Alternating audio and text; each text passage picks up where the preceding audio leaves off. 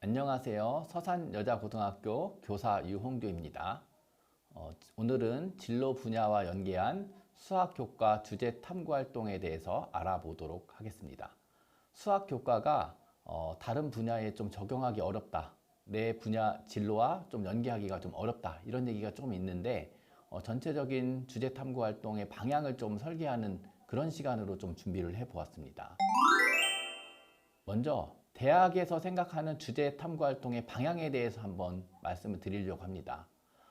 서울대 2026학년도 학생부 종합전형 안내서를 보면 이런 학생을 뽑고 싶다라고 제시가 되어 있는데, 폭넓고 깊이 있게 공부하고자 하는 학생, 그래서 수업을 열심히 듣고도 해결하지 못한 궁금증이 있었나, 그리고 교과 수업 내용 외에 궁금한 점에 대해서 찾아본 경험이 있는가, 그리고 탐구와 사고를 통해 학습 내용을 자신의 것으로 만들어 보는 활동을 해본 적이 있는가, 그리고 여러 맥락 속에서 다면적, 심층적으로 파악하고 사고한 경험이 있는가, 그리고 교과 수업 내용을 넘어서 스스로 생각하고 찾아서 깊이 있게 공부하는 노력을 해본 적이 있는가, 이런 부분이 이제 아무래도 대학에서 중요하게 생각하는 포인트라고 할 수 있습니다. 그래서 여러분들이 주제 탐구 활동을 할 때도 지금 제가 안내한 이 자료를 한번 보시면서 이런 학생이 돼야 되겠다라고 생각하고 주제 탐구 활동을 시작을 하면 좋을 것 같습니다.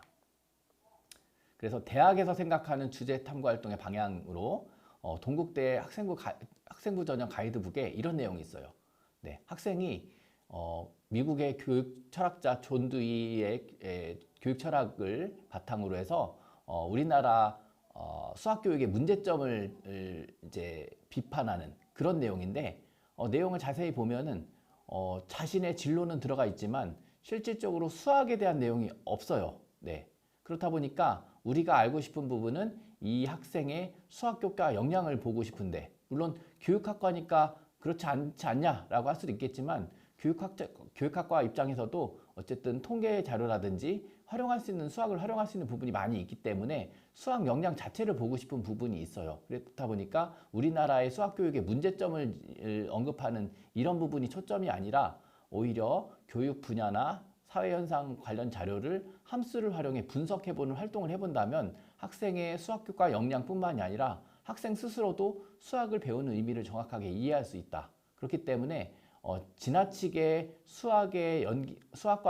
수학을 진로와 연계한 탐구활동으로 가는 것이 바람직한 것은 아닌데, 그래도 오늘은 좀 진로와 연계한 방향을 좀 안내를 드리려고 합니다. 그렇다 보니 연계가 좀 잘 안 되는 부분은 연계 안 되는 대로 그냥 탐구를 해주시기 바랍니다. 그래서 제가 다른 영상 하나를 좀 같이 촬영을 했는데, 그 영상에는 순수하게 수학 교과를 탐구했던 그런 내용들을 위주로 좀 구성을 했고요.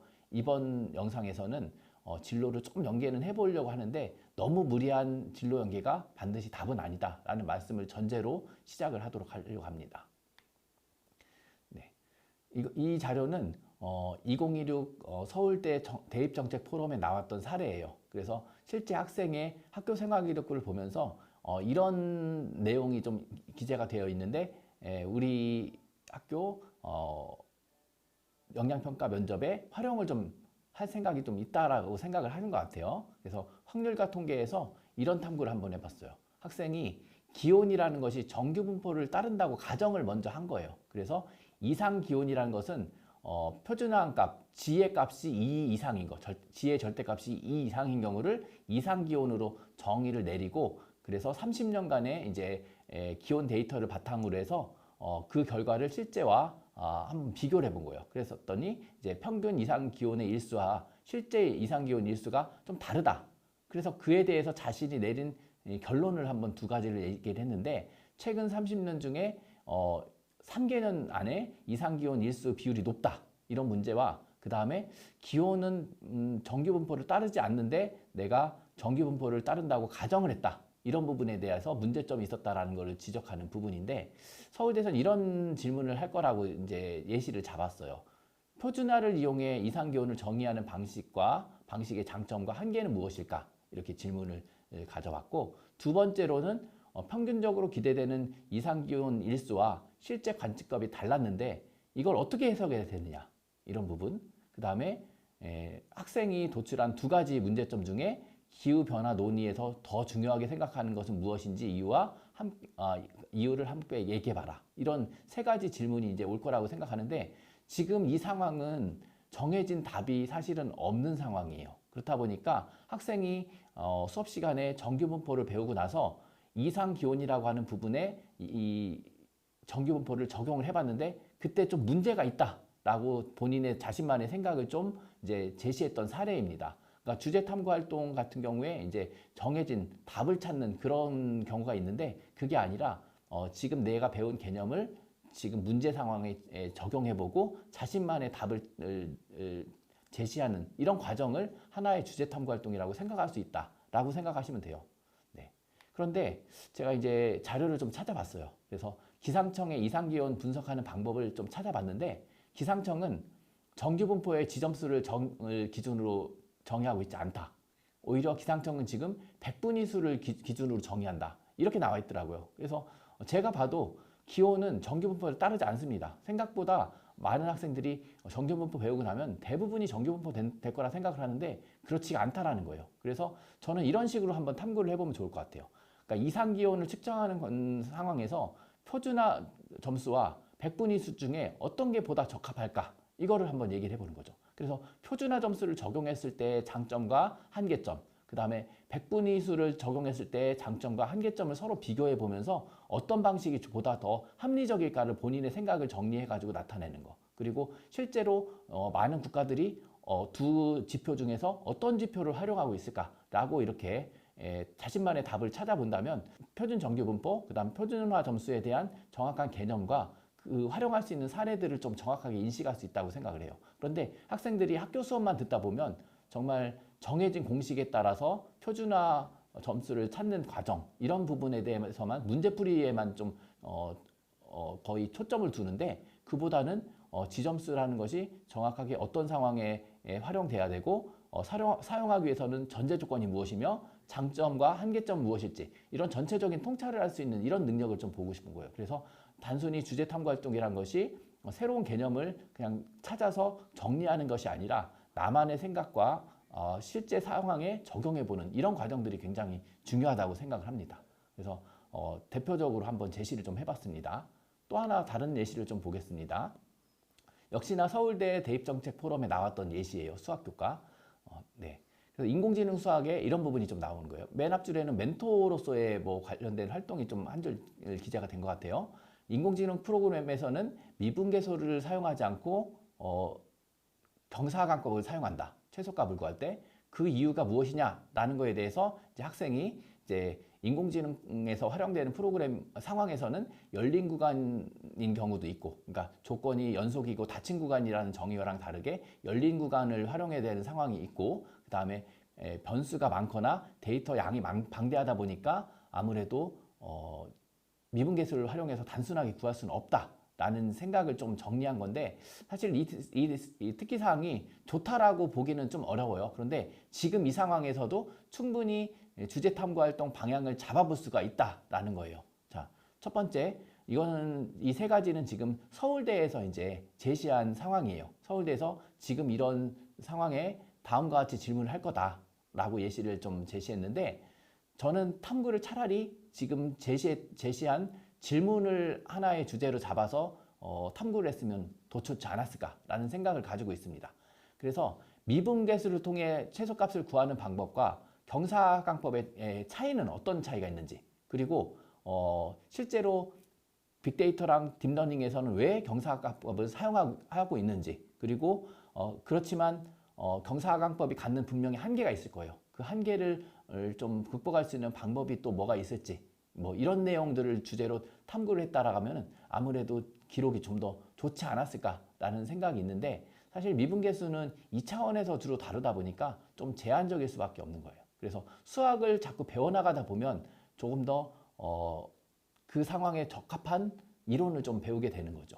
그러니까 예를 들어서 우리가 2차 함수를 배웠을 때는 꼭지점을 찾기만 하면 최대값과 최소값을 구하는 단순한 알고리즘이 나오는 거예요. 그런데 3차 함수만 가도 단순하게 이렇게 구할 수가 없는 거죠. 그래서 미분이라는 개념을 도입하게 되고 조금 더 복잡한 상황이 오면은 미분 계수를 조금 활용해서 그때 최소값을 구하고 그래프를 개형을 구하는 이런 부분이 이제 교과서에 나오는데, 이거를 조금 한 단계 넘어간다면 좀 더 복잡한 상황에서는 이게 미분 계수로는 단순히 구할 수가 없다라는 거죠. 그래서 이런 경사하강법을 활용을 해서 활용되는데, 사실은 방법 자체는 경사하강법이 좀 더 복잡할 수밖에 없는 거죠.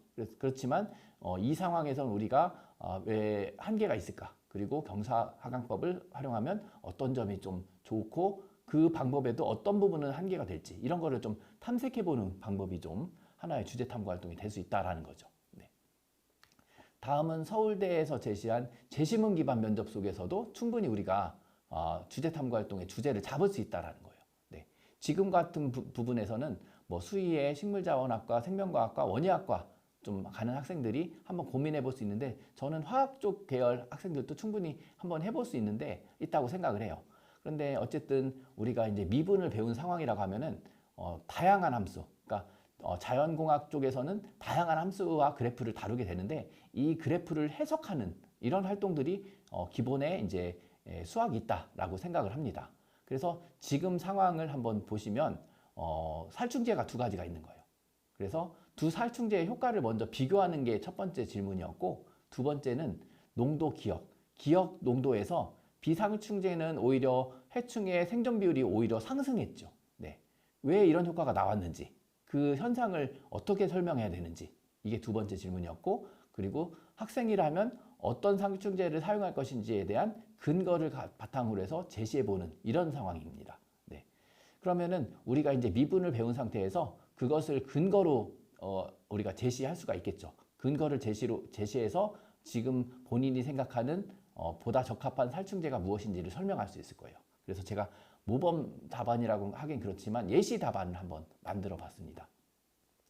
앞에서 이제 제가 이제 수학의 교과 역량으로 문제 해결, 추론, 그다음에 의사소통, 연결, 정보 처리 이런 기능을 강조를 했는데, 이런 부분들이 지금 다 들어갈 수 있는 그런 상황이라고 볼 수 있습니다. 그래서 함수를 fx, gx로 이제 정의를 하는 거죠. 그래서 살충제 농도에 대한 해충의 생존 비율로 이렇게 해석을 해볼 수 있고, 그럼 앞에서 보여드렸던 그래프를 이제 바탕으로 해서 이제 미분계수 개념과 증가와 감소, 변곡점, 극한의 개념들을 통해서 그래프를 한번 해석을 해보는 거예요. 그러니까 단순하게 그래프를 통해서 지금 이런 상황이다라고 단순하게 말로 설명하는 것보다는 fx, gx라는 함수를 도입해서 그 함수를 바탕으로 그래프를 분석을 한다면 좀 더 논리적이고 근거가 조금 좋은 논리적이라고 할 수가 있겠죠. 네, 그래서 뭐 두 번째 문제 같은 경우는 x가 농도 기억일 때와 농도 니은일 때의 그래프 특징을 조금 비교해 보면서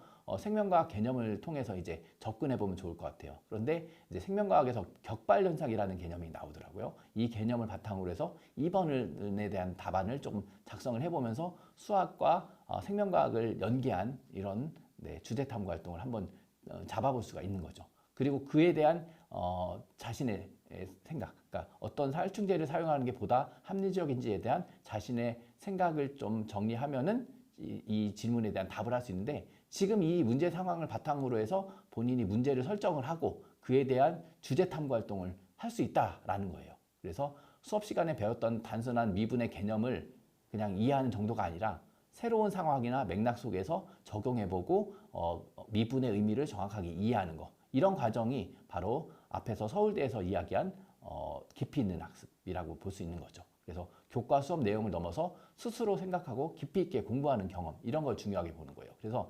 결론을 어떻게 냈는지 이런 게 중요한 게 아니라 정작 중요한 거는 이런 사고와 생각의 과정이라고 보는 거죠. 네. 그래서 수학을 활용하는 부분도 한번 고민해 볼 수 있을 것 같습니다. 그래서 지금 대표적으로 경희대 학생부 전형 가이드북에서도 수학과 물리학을 좀 연계한 이런 활동들을 조금 제시를 했는데, 아무래도 이제 수학에서 배웠던 개념을 활용을 해서 다양한 독서 활동, 탐구 주제 활동, 그다음 실험 설계로 해서 교과를 융합한 활동들이 지금 나와 있어요. 그렇다 보니까 이런 활동들을 한 친구들을 대학에서는 굉장히 선호한다. 그래서 단순히 지식을 이해한 것을 넘어서 다른 교과에서 배운 내용과 함께 융합해서 사고하는 과정. 그래서 지식은 서로 분리된 과정이 아니라 각각의 개념들 그리고 지식들이 하나가 돼서 서로 융합된 사고를 할 수 있는 이런 학생들을 굉장히 선호한다라는 거죠. 그래서 지금 보여지는 학생 같은 경우에도 학업을 스스로 이제 수행하고 학습해 가면서 직접 호기심을 스스로 해결하는 과정, 그리고 그 과정에서 나타나는 학업 태도와 탐구력을 굉장히 높게 평가해서 선발을 했다라고 지금 안내가 되어 있는데, 이런 자료들을 좀 보시면서 이 안에서도 분명히 여러분들이 탐구 주제를 분명히 찾을 수가 있을 거예요. 네. 자, 다음으로는 제가 문제집 속에서 문제 상황이라고 했는데, 학생들이 푸는 문제집 속에서 주제 탐구 활동을 한번 잡아본 거예요. 네. 그러니까 외부 공기의 온도와 처음 온도를 바탕으로 해서 T분 후에 물체의 온도를 라지 T라고 할 때 다음과 같은 관계식이 성립한다. 그랬을 때 외부 온도가 20도, 그 다음에 처음 온도가 120도일 때 이 물체의 온도가 25도가 되는 것은 몇 분 후냐. 로그 함수를 활용해서 이 문제를 해결해 봐라 라고 나와 있는 문제예요. 하나의 문제집에 나와 있는. 네. 그래서 문제집을 보면은 어떻게 우리가 배웠던 개념을 적용한 서술형 문제들이 나오기도 하고, 그리고 실제로 모의고사 같은 데서도 이런 문제들이 나오죠. 그러면은 이런 생각을 한번 해봤으면 좋겠어요. 대체 이거는 무슨 개념이지? 이게 단순히 그냥 임의로 식을 설계해서 이걸 문제 풀게 하지 않습니다. 실제로 있는 상황을 가지고 와서 이렇게 풀어보게끔 하거든요. 그래서 이 문제 상황에 포함된 과학 개념은 뭐냐? 그리고 T는 T0 플러스 T1 마이너스 T0 곱하기 10의 마이너스 0.02 T제곱이라고 되어 있는데, 이 식은 대체 어떻게 도출된 식일까? 네, 이것도 한번 생각을 해보시고요. 그러면 이 개념이 활용되는 상황은 뭐가 있을까? 이렇게 좀 질문을 해보셨으면 좋겠어요. 제가 이제 질문을 굉장히 중요시 하는데, 이런 문항이 있을 때 이것도 하나의 좋은 주제 탐구 활동이 될 수 있으니까 질문으로 시작해서 이 문제를 한번 확장해 보는 것도 한번 고려해 볼 수 있을 것 같습니다. 그래서 이 개념은 바로 뭐냐? 뉴턴의 냉각 법칙이에요. 그래서 냉각 법칙의 식을 유도하는 과정을 여러분들이 조금 고민해 보면 과정을 충분히 찾아낼 수가 있고, 그리고 사실 이걸 유도하는 과정들이 인터넷 자료에 많이 나와 있어요. 그래서 이것도 한번 해결해 보는 것도 필요하다고 저는 생각이 들어요. 그래서 뉴턴의 냉각 법칙을 통해서 나왔던 앞에 나온 식을 유도하는 과정을 한번 해보면 수학 교과 역량으로 추론 능력을 조금 어필할 수 있는 부분이에요. 그래서 제가 이제 먼저 교과와 연계한 심화 탐구 활동으로 이런 걸 한번 실제로 해보면 좋을 수 있다라고 해서 컵의 재질에 따른 냉각 속도 비교, 그 다음에 물의 양에 따른 냉각 속도 변화, 그 다음에 뚜껑을 둔 케이스와 뚜껑이 없는 케이스로 나눠서 증발이 냉각에 미치는 영향을 분석하는 것, 그 다음에 주변 환경 온도에 따른 냉각 상수를 직접 측정해 보는 거. 네. 그래서 이제 온도 센서를 이용해서 직접 데이터를 함수랑 그래프로 나타내보고 모델링해서 그거를 분석하는 활동. 그러니까 아무래도 수학 자체만의 활동은 아니죠. 그래서 수학과 과학을 연계한 활동을 한번 설계를 해보시면 좋을 것 같다라고 해서 한번 가져와 봤습니다. 그리고 지금 있는 뉴턴의 냉각 법칙을 다양한 분야에 적용할 수가 있어요. 왜냐하면 사실은 우리 일상에서 나타나는 하나의 법칙이거든요. 그래서 뭐 범죄수사, 뭐 식품공학, 의학, 그다음 화학공학, 환경공학, 전자공학 이런 부분에서 이 뉴턴의 냉각 법칙을 활용을 할 수 있다는 거예요. 그래서 뉴턴의 냉각 법칙을 미분을 바탕으로 해서 이제 기본 개념을 좀 정리를 해보고, 이게 활용되는 사례를 조금 실제로 가지고 와서 자신의 진로랑 연계해서 탐구해 보면 아무래도 이제 배웠던 개념을 확장할 수 있다라고 해서 이제 사례로 한번 가져와 봤습니다. 다음은 이제 접선과 관련된 주제로 한번 가져와 봤는데, 미분을 배우면서 우리가 접선은 대체 왜 배울까? 접선의 방정식은 어떤 분야에 활용될까? 이런 생각을 한번 해봤으면 좋겠어요. 네. 그래서 미적분 1에서 우리가 이제 배우게 되는데, 뭐 첫 번째 이런 질문을 한번 해보면 좋을 것 같아요. 곡선과 비교해 직선이 가지는 장점은 무엇일까? 제가 질문을 만든 거긴 한데 여러분들도 이런 생각을 해보면 좋을 것 같아요. 그리고 이제 곡선을 이제 찾다 보면 곡률이라는 개념이 나오는데 사실 곡률은 고등학교 때 배우는 개념은 아니죠. 그런데 곡률과 접선의 방정식은 어떤 관계일까? 그러니까 앞에서 제가 한번 설명을 드리긴 했는데 대학 과정을 가져온다고 해서 무조건 잘못됐다는 것도 아니고 무조건 맞다는 건 아니에요. 그러니까 자기가 가진 의문이나 궁금증을 해결하는 과정에서 다양한 지식을 좀 가져보는 거는 반드시 필요하다. 그래서 곡률이라는 거와 접선의 방정식은 어떤 관계가 있을까? 네.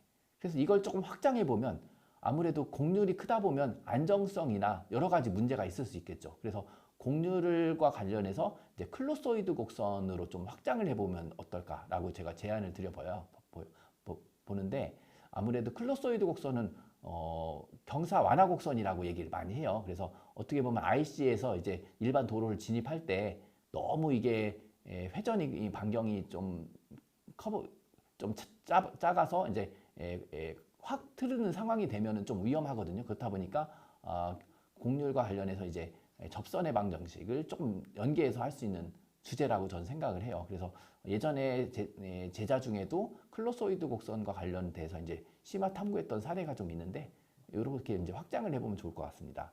그리고 진로와도 연계해서 충분히 할 수 있어요. 접선의 방정식은 정말 다양한 분야에서 활용이 되거든요. 그래서 제가 기후나 기상, 그다음 기계공학, 그다음에 로봇 AI, 그리고 생명과학, 전자공학 이런 분야에서 활용될 수 있는 것을 좀 가져와 봤는데 제가 바꾼다고 바꿨는데 전자공학 쪽은 안 바꿨나 봐요. 네. 그래서 활용될 수 있는 다양한 사례들이 있어요. 그리고 요즘에 이제 진로 연계 심화 탐구 활동할 때 학생들이 인공지능 참 많이 활용하더라고요. 그러니까 내 진로가 이쪽 분야인데 이 개념을 활용할 수 있는 사례가 뭐야? 이 정도는 많은 그러니까 AI들이 많이 제공을 좀 해주다 보니까 그런 좀 내용을 힌트를 얻는 부분에서는 예전보다는 좀 확실히 좀 편해진 것 같아요. 그래서 기본적으로 접선의 방정식은 그래프의 변화를 탐구하는 정말 많은 분야에서 활용되는 거기 때문에 접선의 방정식이 대체 우리 학과 우리 전공에서는 어떻게 활용될까라고 한번 찾아서 좋은 주제를 가지고 탐구 활동을 좀 진행을 해봤으면 좋겠습니다. 그리고 정말 내 진로와는 좀 거리가 좀 있다라고 하는 것을 너무 무리하게 가져갈 필요는 없어요. 그냥 접선의 방정식 자체를 탐구하고 접선의 방정식이 활용되는 사례를 그냥 탐구해보는 아니면 과학교과나 다른 교과에 연결해서 이제 융합된 요소로 이제 탐구하는 방법도 있으니까 너무 진로에 연계하는 게 반드시 답은 아니다라는 전제를 가정해서 지금 이 말씀을 좀 드립니다. 자, 이번에 이제 행렬이 들어오죠. 행렬. 그래서 지금 저도 이제 학교에서 학생들이 지금 행렬 배우고 있더라고요. 그래서 행렬을 이제 연산도 많이 하고 있는데 저도 학교 다닐 때 행렬의 곱셈을 하면서 이걸 왜 이렇게 곱하지? 왜 이렇게 계산하는 거지? 이런 의문을 좀 가졌어요. 그런데 대학을 가보니까 이렇게 계산하는 게 맞구나 라는 생각이 들더라고요. 그러니까 저는 고등학교 다닐 때는 지금 A라는 행렬과 B라는 행렬이 있을 때 첫 번째 행렬을 그냥 단순히 곱하는 게 맞지 않을까?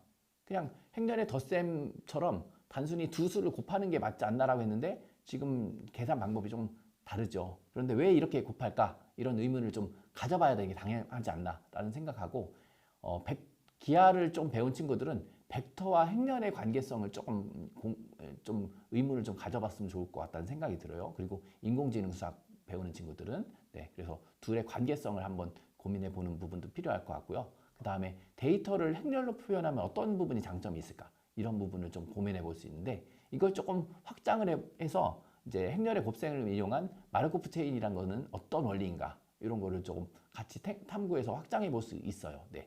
그래서 이제 진로 분야 쪽에서도 행렬을 이용한 다양한 사례들이 좀 나오거든요. 그래서 인공지능 수학 쪽에서는 행렬이 굉장히 많이 나와요. 실제로 인공지능 수학 교과서를 보면 그래서 컴퓨터나 인공지능 쪽 가는 친구들은 인공지능 수학을 좀 수강할 수도 있고 아니면은 인공지능 수학 교과서를 조금 보면서 거기서 탐구 주제를 조금 찾아볼 수도 있습니다. 네, 다음으로는 진로나 교과를 연계한 주제를 한번 제가 이렇게 좀 가져와 봤어요. 이런 식으로 한번 확장을 해보면 어떨까? 우선 공통수학에서는 1차 함수와 2차 함수를 배우죠. 그리고 대수로 오면은 이제 지수함수와 로그함수, 삼각함수를 배우게 돼요. 그리고 미적분 원을에 오면 이제 3차 함수와 4차 함수를 배우고 그때 미분과 적분 개념을 이용해서 3차 함수, 4차 함수의 개형이나 특징 같은 거를 조금 우리가 이제 학습하게 되는 거죠. 그리고 미적분 2가 되면 초월 함수를 배우죠. 초월 함수. 그리고 초월 함수에다가 이제 다양한 합성 함수를 가져오기 시작하면서 정말 미적분 1과는 다른 정말 수준 높은 수준이 높다기보다는 정말 복잡한 계산도 너무 복잡하고 정말 머릿속에서 개형이 그려지지 않는 그래프 개형이 그려지지 않는 복잡한 함수를 이제 다루게 되는데 그래서 이제 그 미분 적분 이론을 활용해서 이제 그래프 분석하는 부분 정말 저도 이제 그래프 하나 정확하게 그리는데 10분이 걸리는 거죠. 정말 수업 시간에 그런 이제 주제를 다루게 되는데 이런 함수를 좀 확장해 보는 거예요. 그럼 인공지능 수학이나 경제 수학, 수학 과제 탐구랑 분명히 연계할 수 있다라고 보는데 대표적으로 이제 인공지능 수학에서 나오는 활성화 함수를 한번 탐구해 보는 것도 가능합니다. 그래서 대표적으로 나오는 시그모이드 함수, 렐루 함수, 하이퍼볼릭 탄젠트 함수가 가지는 특징을 좀 미분 적분을 가지고 한번 탐구해 보는 거죠. 그런데 단순히 이 함수의 특징을 조사하는 거다라는 것보다는 그거를 좀 확장을 했으면 좋겠어요. 생각을 좀 확장해서 그래서 이제 인공지능에서는 왜 이런 활성화 함수를 활용하고 있을까? 그리고 활성화 함수의 수학적 원리랑 그래프를 바탕으로 해서 각각의 이제 활성화 함수들이 특징을 조금 비교해보고 어떤 특징이 있는지 비교해보면서 이런 함수별로 딥러닝 학습 성능이 조금 차이가 있다. 그러니까 어떤 상황에서 어떤 함수를 사용하는 게 보다 적합할 것인가 함수를 중심으로 해서 이제 인공지능으로 확장해가는 이런 탐구 활동을 좀 한번 해보는 건 어떨까라고 해서 이제 가져와 봤어요. 사례를. 그러니까 생각을 확장하고 사고를 확장하는 과정이 아무래도 필요하다. 그리고 그 과정에서는 호기심도 중요하고 스스로 질문을 만들어 보는 부분. 그 다음에 그래서 이제 궁금증을 만들고 그 궁금증을 바탕으로 해서 스스로 해결해 보는 과정이 아무래도 주제 탐구 활동이다 라고 생각하면 될 것 같아요. 그래서 단순하게 어떤 조사를 해서 그걸 내용을 요약해서 보고서 썼다. 그게 주제 탐구 활동은 아닙니다. 그래서 자신의 궁금증, 질문을 바탕으로 해서 그걸 해결하는 과정, 그리고 생각을 확장하는 과정이 굉장히 중요하다라고 말씀드릴 수 있을 것 같아요. 네, 다음은 제가 이제 학교에서 융합 수업으로 했던 내용을 바탕으로 해서 이제 주제 탐구 활동 사례를 좀 말씀을 드리려고 합니다.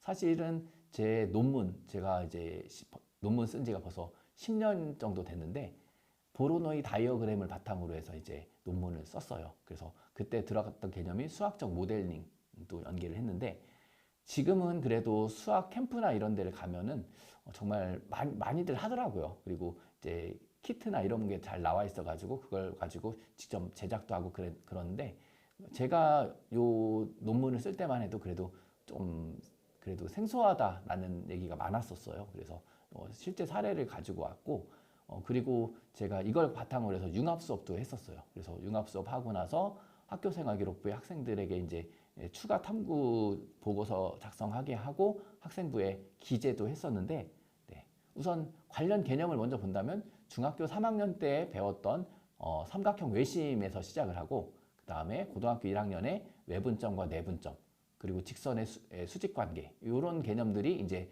같이 연계가 좀 될 수 있어요. 그래서 우리가 이제 보로노이 다이어그램을 직접 작도하는 과정에서 직선의 방정식을 한번 찾기도 했었거든요. 학습지는 이제 제가 이제 구성을 한번 했었는데 그래서 이제 개념과 성질을 탐구한 상태에서 이제 내적 연결이라고 하죠. 그래서 보로노이 다이어그램과 들론의 삼각분할 두 개의 관계를 조금 탐구하는 과정까지는 제가 수업을 했어요. 예전에 융합 수업을 할 때. 그래서 두 개의 관계가 쌍배 관계라고 얘기를 하는데 어쨌든 이 개념을 학생들에게 이제 지도를 하고 직접 작도도 하게 한 상태에서 이 개념을 실제 진로 분야가 아니어도 상관이 없는데 활용할 수 있는 분야를 한번 만들어서 그걸 직접 적용해 봐라 라고 이제 얘기를 해봤어요. 그랬을 때 보로노이 다이어그램에 대해서 먼저 이렇게 제가 간단하게 이제 정의와 그림을 좀 드러냈는데 관심 있는 학생들은 한번 탐구를 해보면 좋을 것 같아요. 그래서 이제 제가 이제 논문 낼 당시에 그 기사도 봤었어요. 그러니까 고등학교 3명 과학고 학생들이 주가 됐는데 고등학생들이 이제 서울시 소방서 위치가 좀 관할 구역이 좀 잘못됐다 이런 주제로 탐구 보고서를 작성하고 학술지로도 이제 숙제를 한 상태였고, 실제로 소방서에 문의를 해서 지금 소방서 관할 구역을 좀 조정할 필요가 있다라고 이제 해서 이제 실제로 조정까지 됐다라는 기사가 나왔거든요. 그런 사례가 좀 있기도 하고요. 아니면은 경영정치학과, 교육계열, 그다음에 생명공학, 기계공학, 보건계열, 대기과학 쪽에서 이제 실제로 활용을 할 수가 있어요. 그래서 저는 그 중에서 이제 실제로 예전에 수업을 한번 했었을 때 실제로 학생들에게 초등학교 통합권 분석을 주제로 한번 전체적으로 좀 심화 탐구도 했었어요. 네. 그러니까 학생들끼리 모여서 좀 심화된 내용으로 학교의 배치가 적절한지, 그리고 추가로 초등학교를 만든다고 했을 때 어느 지역에 위치하게 해야 되는 것이 맞는지 이렇게 탐구도 한번 해봤고, 그 다음에 프랜차이즈 신규 매장 입지 위치를 직접 선정하는 과정에서 이 개념을 좀 활용을 해보기도 했었는데, 이런 과정들을 통해서 학교에서 배웠던 개념들이 단순히 머릿속에 있는 것이 아니라 실제로 활용할 수 있는 이런 탐구 활동을 많이 해봤으면 이런 경험들이 여러분들에게 이제 대학 가서도 큰 경험이 될 수 있다라고 생각을 합니다. 그래서 실제로 이걸 가지고 이제 심화 탐구했던 학생의 이제 보고서 목차를 좀 제가 가져와 봤어요. 그래서 이 친구가 이제 보로노이 다이어그램의 개념과 작도로 성질을 탐구하고 그걸 확장해서 이제 원이나 격자점 구면에서 어떻게 변하는지를 비교하는 수학 내적 탐구랑 연결이라고 하죠. 네, 좀 확장하는 과정. 그리고 들론의 삼각분할에 대해서 이제 탐구를 해보면서 수학에서 다루는 쌍대관계라는 게 뭔지를 탐구를 했어요. 그리고 나서 5절 같은 경우는 이제 수학 외적 연결을 강조를 해서 이 보로노이 다이어그램을 활용해서 무인 비행체를 어떤 식으로 경로를 설정할 것인지에 대한 아이디어와 실제 경로를 한번 시뮬레이션 해보는 활동으로 이어져서 탐구 보고서를 작성했던 사례입니다. 네. 그래서 이런 식으로 이제 좀 심화 탐구가 가능하죠. 네. 수행평가로도 활용할 수 있지만 자율활동, 동아리활동, 그리고 진로활동 쪽에서도 이제 충분히 연계가 가능하다라고 보실 수가 있을 것 같아요. 그래서 또 한 하나의 사례를 또 가져와 봤어요. 네. 요즘 많이 나오는 주제이기도 해요. 그래서 이제 교과 연계 탐구 활동, 수업 시간에 학습한 내용을 다른 교과나 실생활에 활용한 사례로서 공통수학에서 이제 점과 점 사이의 거리에 대한 개념을 배웠죠. 그런데 우리가 나오는 직선 거리랑 좀 다르게 택시기하라는 자료를 조금 보면서 이 자료를 좀, 그러니까 선생님들이 좀 제공해 주시는 것도 괜찮을 것 같아요. 택시기하가 어떤 개념인지. 그래서 택시기하와 조금 비교하면서 나름의 궁금증이 있어서 이제 탐구 활동을 시작했던 사례예요. 네. 그래서 실제로 도서 택시기하기라는 책을 조금 활용도 했고요.